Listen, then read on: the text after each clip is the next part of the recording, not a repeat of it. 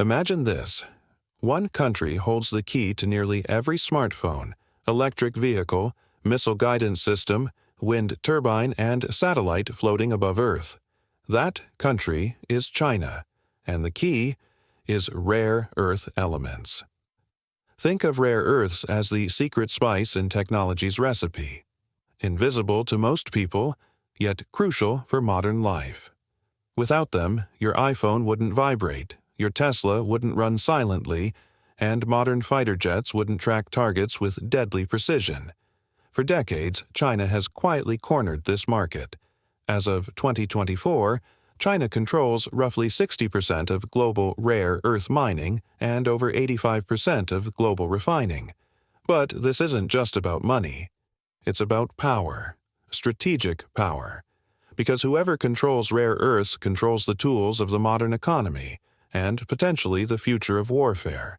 So here's the big question. Is China's rare earth dominance unbreakable? Or is the world finally ready to challenge Beijing's grip on these critical resources? Today, we'll dive deeper than ever before into history, geopolitics, new technologies, secret mining deals, and the scramble for control. This is China Panorama. Rare earth elements, or REEs, consist of 17 metals like neodymium, praseodymium, dysprosium, europium, cerium, and others. These names sound like tongue twisters, but they're everywhere. The powerful magnets in iPhones, laptops, EV motors and drones, phosphors in LED displays and lighting fuel, cracking catalysts in oil refineries, glass polishing powders, defense systems, missile guidance, stealth technology, night vision, neodymium iron boron magnets, for instance, are the world's strongest permanent magnets and vital for making electric car motors lighter and more efficient. Without these, EVs would be heavier, slower, and more expensive. Back in the 1980s, the United States was the rare earth superpower.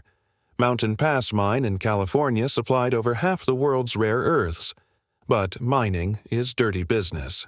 Radioactive waste, toxic acids, and strict environmental laws pushed costs sky high. Meanwhile, China entered the game. In the 1990s, Deng Xiaoping famously declared, "The Middle East has oil.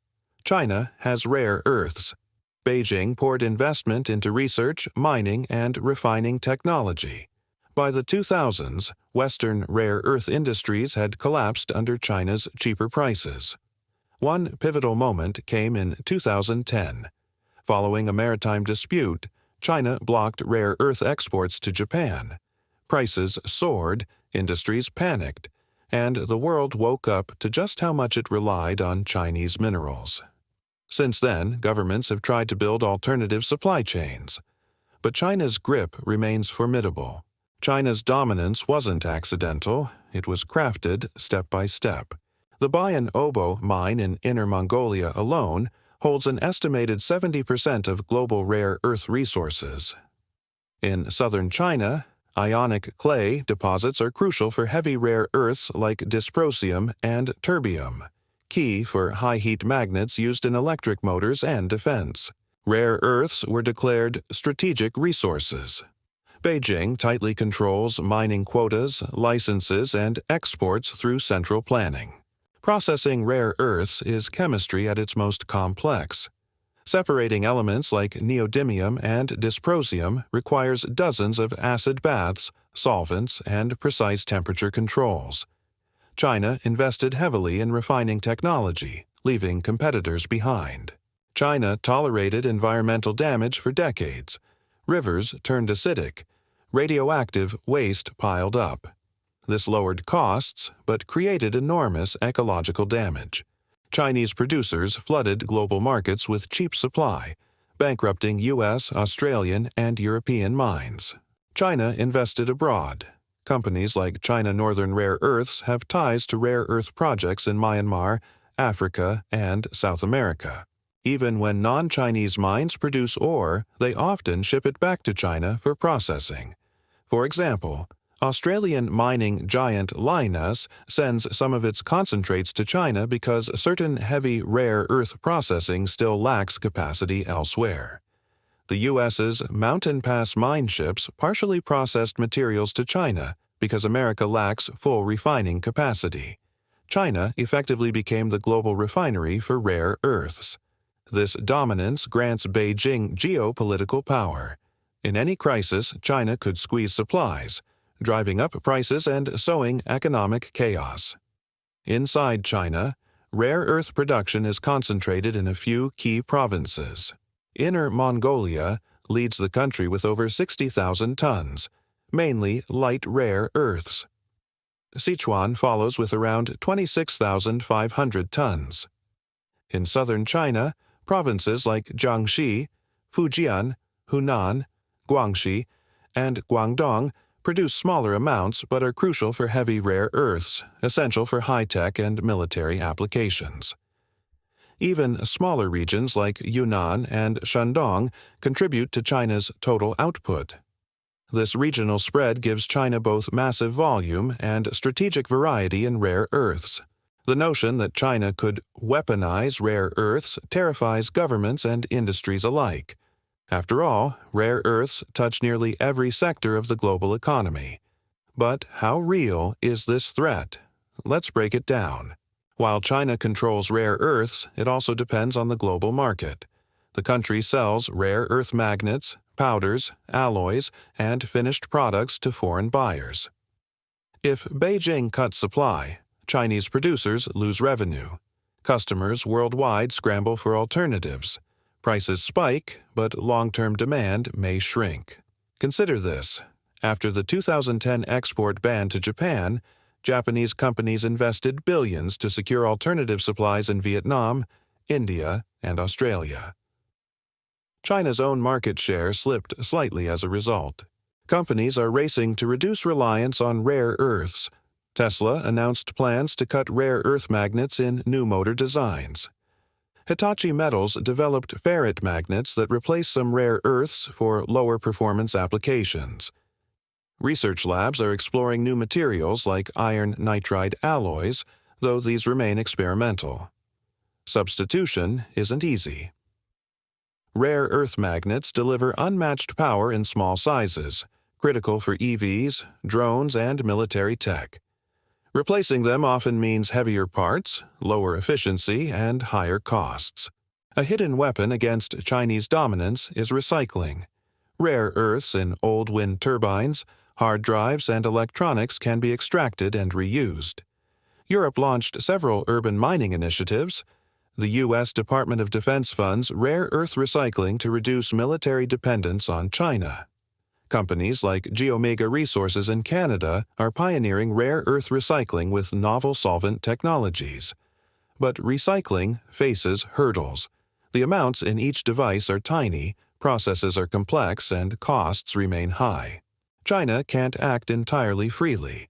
The World Trade Organization ruled against China's 2010 export restrictions.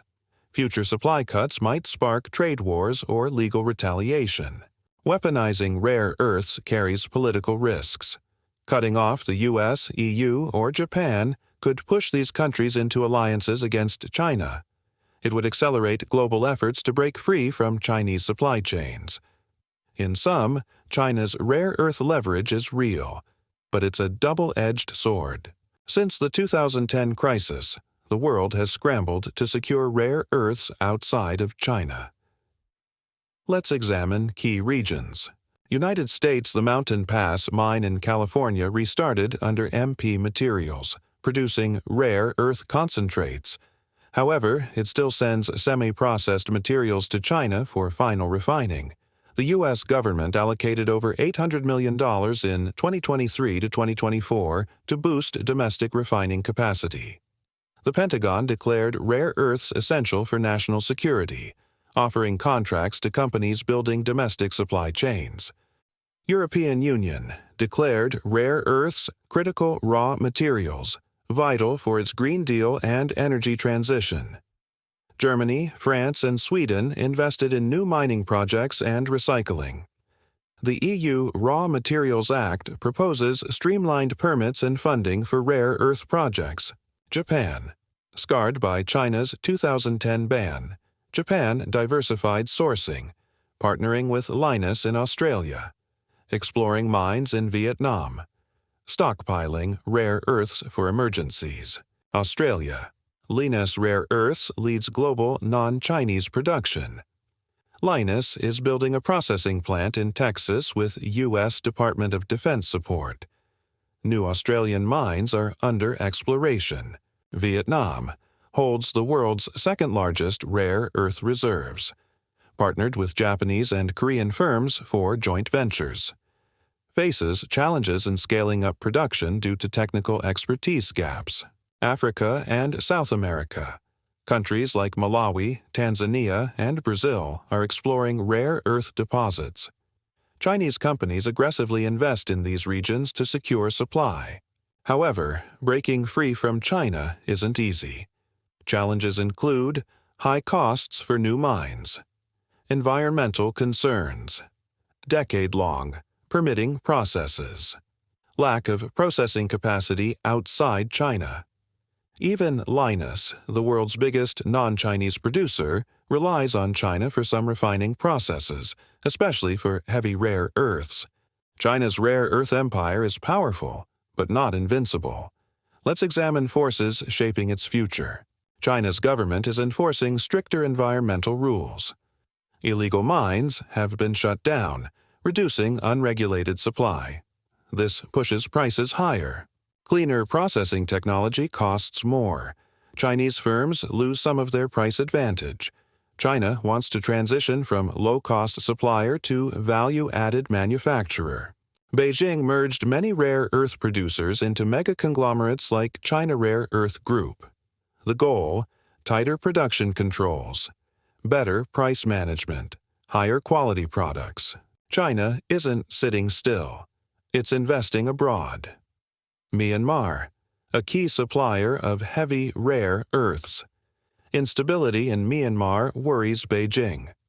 Africa, Chinese companies hold stakes in mines from Tanzania to Malawi. South America, new exploration deals in Brazil and Bolivia. The biggest wildcard is technology, alternative materials. Labs worldwide chase new magnet technologies. If breakthroughs occur, rare earths could lose some strategic value. Advanced recycling. If recycling scales up, dependence on mining could drop. Digitalization and AI. Predictive modeling might improve rare earth exploration, reducing costs. However, no immediate substitute rivals rare earth's performance for magnets in critical applications. Even if China's market share declines, it may remain dominant due to decades of experience, existing infrastructure, global relationships. Yet, geopolitical tensions could disrupt trade. A future Taiwan crisis, for instance, might trigger rare earth embargoes, reshaping industries overnight. Even if China's market share declines, it may remain dominant due to decades of experience, existing infrastructure, global relationships.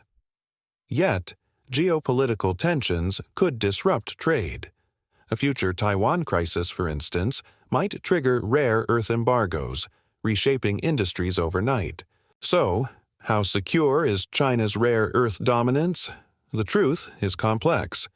China still reigns supreme in mining and, crucially, in refining technology.